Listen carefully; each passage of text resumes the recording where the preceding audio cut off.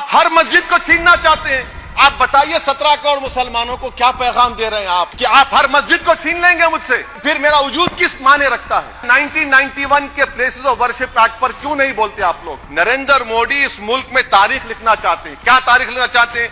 कि मैंने इस देश को, गांधी अंबेडकर के देश को मैंने हिंदू राष्ट्र बना दिया। हम सोशल मीडिया के जरिए फॉरेन पॉलिसी चला रहे हैं। मालदीव छोटा मुल्क, वो हमको आंख दिखा रहा है, चीन की गोद में बैठ गया। अच्छा सर, सबसे तकलीफदेह बात मेरे लिए है कि भारत ने यूनेस्को का इलेक्शन पाकिस्तान से हार गया। ये आपकी फॉरेन पॉलिसी है क्या? नरेंद्र मोदी ने पार्लियामेंट को नॉमिनेट किया या पार्लियामेंट ने नरेंद्र मोदी को प्रधानमंत्री बनाया? बताइए। मसीहाओं को जब भी आवाज दी है, पलट कर आगे हर बार कातिल, वहां क्या दाद खाही क्या गवाही, वहां क्या दाद खाही क्या गवाही, जहां हो मुंसिफों के यार कातिल। जिम्मेदारी के साथ कह रहा हूं कि मैं अपने बचपने में जब हिस्ट्री पढ़ता था तो मैंने एक स्टैचू की फोटो देखी थी, प्रीस्ट किंग ऑफ मोहनजोदारो।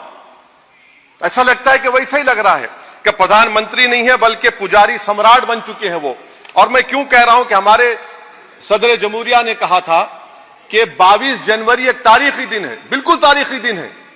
22 जनवरी की बुनियाद 6 दिसंबर 92 को रखी गई। 22 जनवरी की बुनियाद 86 में ताले खोलकर रखी गई। 22 जनवरी की बुनियाद जीबी पंत ने रखी थी। इसीलिए तारीखी दिन है। और तारीखी दिन इसलिए भी है कि सर इसी ऐवान में 16 दिसंबर 1992 को हमने एक रेजोल्यूशन पास किया था।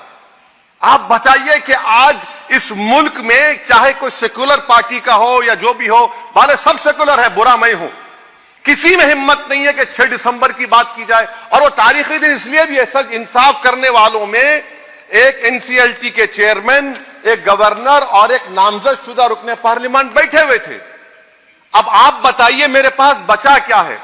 बचा यह है कि आर्टिकल 32 बचा है जिसको बाबा साहब अंबेडकर ने दिया। आज मुल्क के 17 करोड़ मुसलमान भारत के वजीर आजम पर एतमाद भरोसा नहीं करते, बिल्कुल नहीं करते, बता रहा हूं, खुल के कह रहा हूं। अगर आप आर्टिकल 32 का ड्यू प्रोसेस ही खत्म कर देंगे तो फिर मेरे पास क्या बचेगा सर?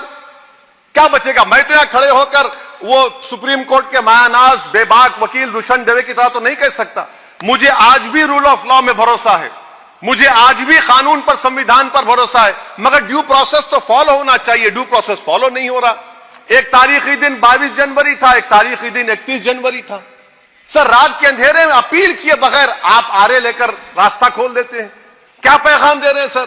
600 साल की मेहरौली की मस्जिद को बगैर को नोटिस दिए आपने डिमोलिश कर दिया। मैं जिम्मेदारी के साथ कह रहा हूं कि भारत के प्रधानमंत्री और उनकी सरकार भारत के मुसलमानों से उनकी शनाख्त को छीनना चाहते हैं। ख्वाजा अजमेरी के आस्थाने पर चादर बिछाइए, मगर आप जो चादर मुझसे छीनना चाह रहे हैं मेरी मस्जिद है। आप हर मस्जिद को छीनना चाहते हैं। आप बताइए 17 करोड़ मुसलमानों को क्या पैगाम दे रहे हैं आप कि आप हर मस्जिद को छीन लेंगे मुझसे, फिर मेरा वजूद किस माने रखता है? मेरा शनाख्त क्या माने रखता है? रूल ऑफ लॉ क्या माने? अच्छा 1991 के प्लेसेस ऑफ वर्शिप एक्ट पर क्यों नहीं बोलते आप लोग? आप उस पर कायम है नहीं है। आप 500 साल की बात करते। मैं आपसे कहता हूं भाई 500 साल पे मत जाइए, बौद्ध पे जाइए, जैनिज्म पे जाइए, शैविज्म पे जाइए, कहां रुकेंगे? अरे इस देश को आजादी मिली 47 में, संविधान मिला हमको बाबा साहब अंबेडकर का बराबरी का। उससे पहले तो राजा रजवाड़े थे, जमहूरियत नहीं थी, लोकतंत्र नहीं था, मगर आप उसको उस बारे में लेके जाते। अरे 500 साल आगे क्या होगा बताइए? आप किसी एक सिविलाइजेशन, सर अंग्रेजी में किसी ने कहा था civilisation can not be rewritten by hatred, history can not be corrected by demolition. आप ये नहीं कर सकते। और मैं उम्मीद करता हूं कि जब मौर्रिख तारीख लिखेगा, नरेंद्र मोदी इस मुल्क में तारीख लिखना चाहते हैं। क्या तारीख लिखना चाहते हैं? कि मैंने इस देश को, गांधी अंबेडकर के देश को मैंने हिंदू राष्ट्र बना दिया। मैं उम्मीद करता हूं कि हमारे भारत के हमारे हिंदू भाई देश के प्रधानमंत्री की सोच को नाकाम करेंगे। उन पर है, अब देखते हैं क्या होता है। सर नेबरहुड फर्स्ट की पॉलिसी है। नेबरहुड फर्स्ट क्या हो रहा है सर? हम सोशल मीडिया के जरिए फॉरेन पॉलिसी चला रहे हैं। मालदीव छोटा मुल्क, वो हमको आंख दिखा रहा है, चीन की गोद में बैठ गया। हमारे लद्दाख में हमारे जो लोग जानवर को लेकर घास चराए जाते, वहां पर चीन की आर्मी आके रोक रही। बताइए, बांग्लादेश चीन की गोद में बैठा हुआ है। आप गैलेंट्री अवार्ड दे रहे हैं, क्यों दे रहे हैं? कि चीन बैठा हुआ है। तो आपका बफर जोन गया कहां भाई साहब? आपका बफर जोन तो कहां गया नहीं मालूम, गायब हो गया बफर जोन। और दूसरी बात सर, आप ये भी देख लीजिए कि यहां पर मैं आपको इंपॉर्टेंट पॉइंट ये बताना चाह रहा हूं सर। ये हम बोलते हैं India middle east economic corridor, कितना पैसा है बताइए, वो नहीं बताया जाता। अच्छा सर, सबसे तकलीफदेह बात मेरे लिए है कि भारत ने यूनेस्को का इलेक्शन पाकिस्तान से हार गया। हम पाकिस्तान से हार गए, ये आपकी फॉरेन पॉलिसी है। यूनेस्को के इलेक्शन हम पाकिस्तान से हार गए। अच्छा, मामला इजराइल का, फलस्तीन का, गाजा का आया। अक्टूबर में 10,000 लोग मर गए, हमने यूएन में सीज फायर की तायीद नहीं की। दिसंबर आया, 20,000 मर गए, तो हमने तायीद कर दी। क्यों तायीद की?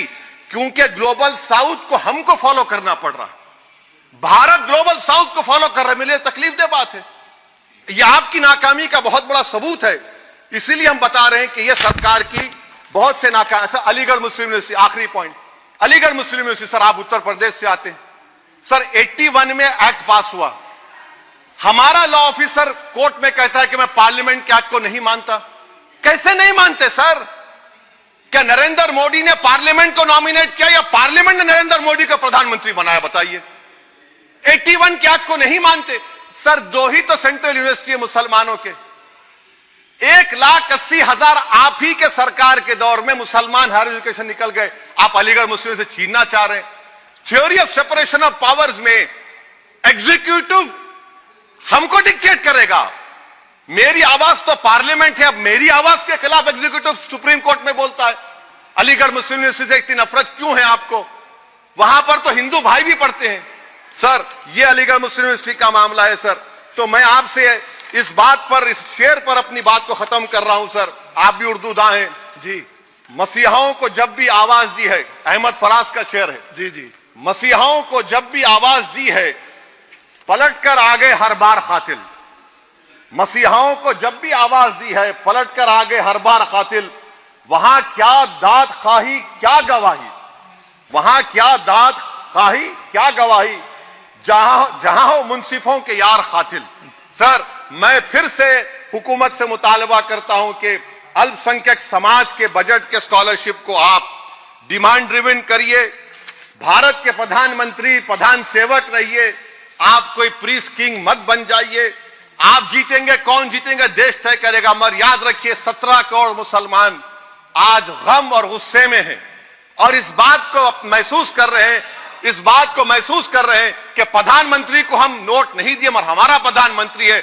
आखिर ये प्रधानमंत्री 17 करोड़ मुसलमानों की उनकी शनाख्त को कैसे मिटा रहे हैं, कैसे उनको आप मार्जिनलाइज कर रहे हैं। इसीलिए सर, मैं उम्मीद करता हूं कि हमारे सेक्युलरिज्म जो है वो, मैं पॉलिटिकल सेक्युलरिज्म कभी नहीं माना, जो सेक्युलरिज्म संविधान में लिखा गया उसकी हिफाजत करेंगे। मुल्क अहम है, वरना याद रखिए आप चुनाव जीते या हारे, मगर अगर आप 17 करोड़ एक जनता को आप गैर यकीनी कैफियत पैदा कर देंगे, ये देश के हित में नहीं होगा। बल्कि हम तो उम्मीद कर रहे हैं कि ड्यू प्रोसेस अदालत फॉलो करेगी। अदालत अगर एक तरफा फैसले करेगी तो गलत होगा सर। बहुत बहुत शुक्रिया।